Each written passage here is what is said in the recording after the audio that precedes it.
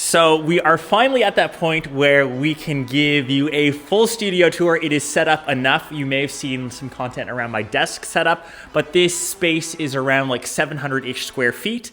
This is my new studio. Here's its first tour.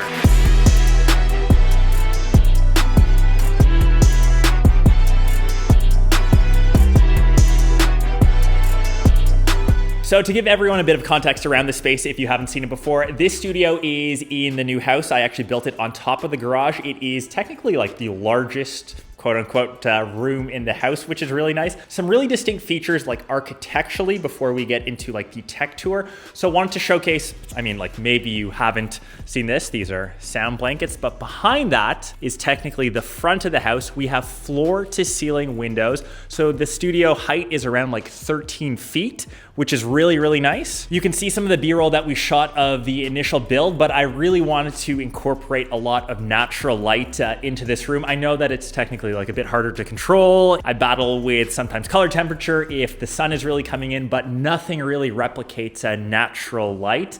And I didn't want a black box and had to replicate it all with a light. So that is the first thing. Second thing, it's the floor that I'm standing on. This is the only place in the house that has this really cool herringbone pattern. So we went with obviously natural wood. I think it looks really cool. It just makes it a bit different. The space is really like aesthetic, how I like it. I'm a big fan of, once again, natural light, white oaks, which is with a lot of the furniture. So that's the second piece. And the third, we have a lot of natural light, once again, with the 3 skylights, once again, coming in. So no matter where I stand in this space, whether it's at the front, the back, every nook and cranny, even into the corner of the room, everything is nice and bright. And lastly, as I look this way, the lighting system, which is really nice. So previously, any studio space, any content creator will be familiar with this. This is essentially just like a little light stand. You have to wheel those around. When I was building this place out, I was able to pre-wire all the lighting systems, so I've lifted everything off of the ground, so I no longer need to worry about having extra clutter. That's where kind of the main sponsor comes in. So Small Rig is a company that makes a lot of camera accessories, a lot of stuff for creators. They actually did the entire lighting system, a lot of the camera systems here, like tripods, floor mounts, and everything. I'm super pumped with how everything has kind of come together so far. And my initial thought process was to have different filming spots. So as an example, this is like Studio A, or kind of like the A-roll spot. So this is like the traditional setup that you would have. Camera mounted, that doesn't move. This is like fixed audio, very familiar with this like A-roll set. The second option coming into this way, which this actually used to be my kitchen table in my old condo, since we have a bigger one, bigger family. My daughter eats with us at the table. We've got more chairs. I didn't really have a use for this, and I thought because it looks really, really cool with this really unique leg pattern with the marble countertop, it is now a showpiece for a lot of my unboxings. So this is pretty much like where you guys are standing right now, angle 2 and angle 3 for a set which is currently being built. So I kind of joked around in my desk setup. I really wanted to showcase the Pro Display XDR. I think it is really cool with that cheese grater back. So I'm planning on building a second desk setup in this area. And as an example, if you guys were just kind of chilling around there, or maybe if like the camera was like this way, you can kind of get this in the foreground. And I think that looks super, super clean.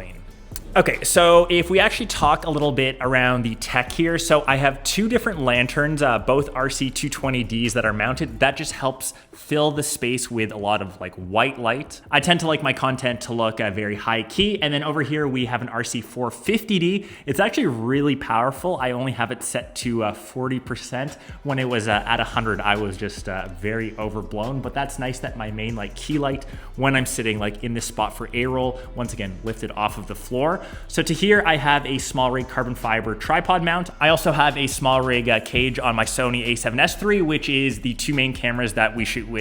So I have one there. And of course, the one that you guys are watching, it's on a 24-70 with a ProMIS filter, and the audio for it, I have the Sony XLR connector kind of mounted to the Sennheiser MKE600.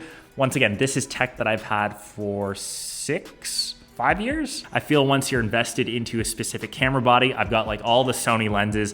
I just need to upgrade the bodies every couple years. So yeah, cannot wait for the FX3 Mark II. I also have like a Sony a7CR for stills and a Sony a7R5. It's a bit of a hybrid camera with a 61 megapixel sensor. So both great for stills and video as well, because they all shoot actually in S-Log3, which is, yeah, kind of the format that is going on. And lastly, to help me with content, I actually have 2 different monitors. So both from LG, I just kind of had sticking around. So one is in like vertical orientation. I can plug those into any kind of camera body that I want. And then if I'm doing A-roll, I can just kind of see myself on the second horizontal one. And the ingenious thing, which I think is pretty cool, so these are actually on small rig wheels. So these move around. So wherever I am in the studio, say I'm recording content, like in this table, I can move that around and I can see what I'm filming. It just helps give me reference, and say Abby's like on the camera, he can be looking on, what's on camera, and then I can see, what's going on in the screen.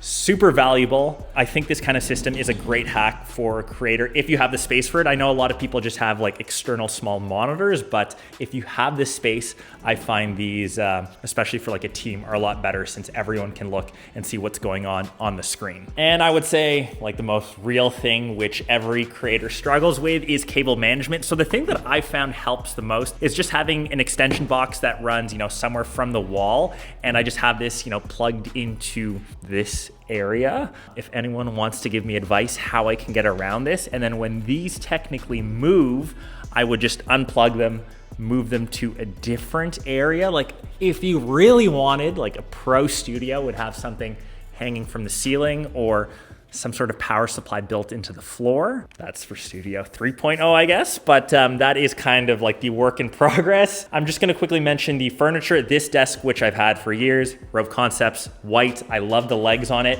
You probably saw my full setup tour. So this one I spent a lot of time on, just IKEA desk. It's the Calby. I'm a tech YouTuber. Everyone has this exact setup. We've got Studio Display XDR, the M5 Max MacBook Pro, flanked by 2 Yamaha HS7s, trying to figure out if I should use my Mac Studio, and then just more Rove Concept stuff. And I love to build Star Wars Lego, so obviously that is part of this set. And I need more space because I have a lot more sets that are on deck. Lastly, I just have this little office drawer to keep just like key stuff. And I just have this little bookshelf here to help out with some more cable management because stuff is hidden, and just to have some bits of orange. Lastly, into, I guess, like this area here, this is like the tech desk. So this is where stuff charges. We get some of the top-down shots. So this is like a custom rig that my old man, my dad, actually built for me. Once again, 10-year-old piece of steel that's hanging around. Just slot a camera in and you can see some of the top-down shots.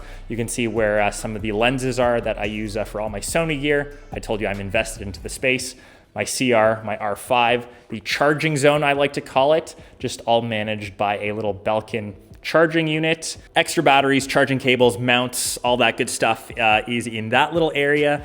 And once again, some more IKEA stuff that has served me well over a decade. So these are IKEA Alex drawers. I used to have them as part of my desk setup. Now I just have them underneath my little B-roll stand. They're great at what they do for storing stuff. And I did have a label maker. Once again, I'm gonna age myself, like 10 years ago. You can see how yellow they've gotten over the years, but in them, I've got cables, power, phones, audio. I keep all that stuff as well managed as I can. I do my best. Stuff gets very messy. We've got an old Rhino slider, maybe something that needs an upgrade, but this is like the tech desk. We actually have these things which are just DIY audio blankets.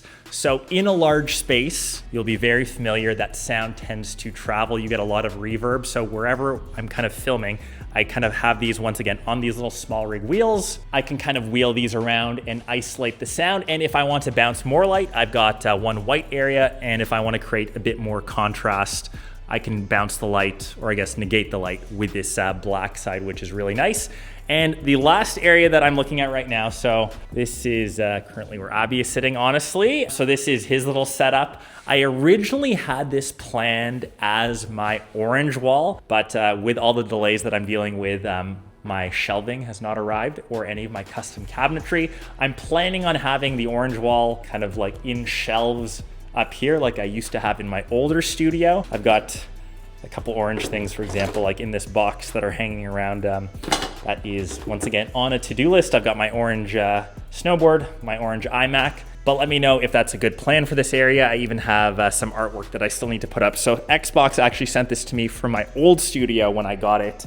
So this is like 7 years old, studio leveled up. Each one of these is actually a cool little thumbnail for my older videos. And obviously orange is my favorite color, so that's dope. I plan to get that mounted. But those are just like little aesthetic things. Like I have these last little posters here, once again, from my older space, big Porsche fan. I plan to get those mounted, whether they're in here, maybe like my garage, because they are correlated. But that is, need some DW40. I was gonna say the studio, but we have this little storage closet in here where just some of the gear goes. Once again, a work in progress, maybe some shelves that I can put up to just keep things off of the floor.